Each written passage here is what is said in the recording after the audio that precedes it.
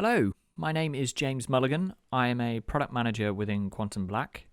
This is the first in a series of episodes where we will be discussing how we have approached the codification of our ways of working, how we have driven their adoption at scale across the organisation, and the benefits we are ultimately now reaping due to consistent ways of working on all our projects. In this first episode, we will be talking about protocols, which is the way we capture best practices for executing advanced analytics. When we kicked off our internal initiative to start codifying our ways of working and best practices, we looked externally for signals on how we could think about doing that. We took a huge amount of inspiration from our time in Formula One, where there's no better example of continual improvement than a pit stop team. In the 50s, a pit stop took well over a minute to complete, which doesn't sound very long, but the current record is phenomenally less than 2 seconds.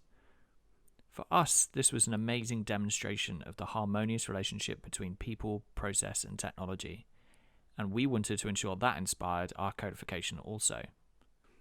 So what learnings can be gleaned from a pit stop team that can be applied to the way we think about delivering advanced analytics? Well, both involve multidisciplinary teams, and everyone needs to understand their role to work effectively together. If a process can be codified, it can be repeated. If it can be repeated, it can be practiced again and again to unlock competitive advantage.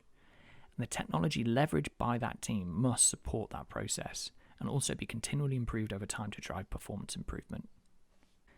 For us, a protocol also explains the communication between these three capability pillars. A protocol ensures the process is defined by the people, by the team.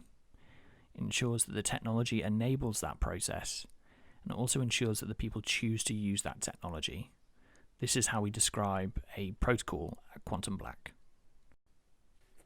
So what does a protocol look like on advanced analytics? Everything starts with a question. For example, as a data engineer, how do I understand and document an organization's data landscape? This is a question we'd ask on pretty much any project. We have to go in there, understand what's there, figure out what we can use, and then play that back to stakeholders. So our data engineers went away and codified what best practice looked like for this question.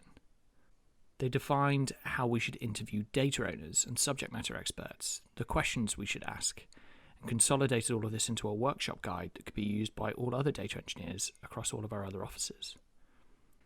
Then they defined how to codify the answers to those questions into a data dictionary, a single source of truth explaining the meta-information across data sources we might use on an analytics engagement. On the right here, you can see a tool that we've created called Studio, which enables the team to codify these data dictionaries, but also enable data owners and subject matter experts to come in and validate that information. Finally, our data engineers codified how to play that information back to an organization. Here we can see a visualization of a data landscape. And what we're communicating here to stakeholders is the information and data that we need to be able to perform our analyses. This makes it clear to an organization what we're going to use and what we're not going to use, and where there might be issues with quality that are preventing us from validating specific hypotheses to the problem. Returning to the three key capability pillars that we discussed earlier, from this example we can see that data engineering defined the process for understanding data landscapes. We can see that we built technology, Studio, to enable that process.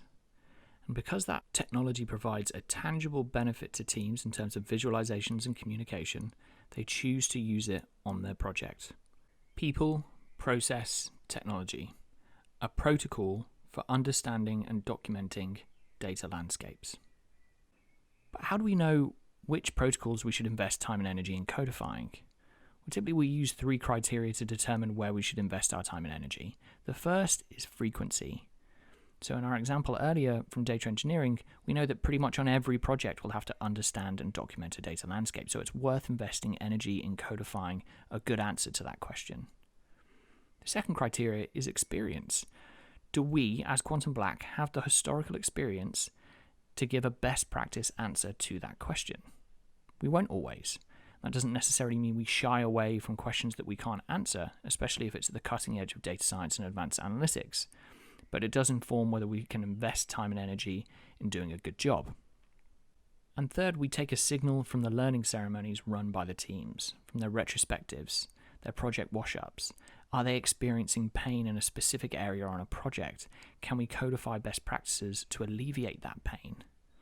All three of these criteria determine whether we should spend time and money investing in codifying best practice protocols.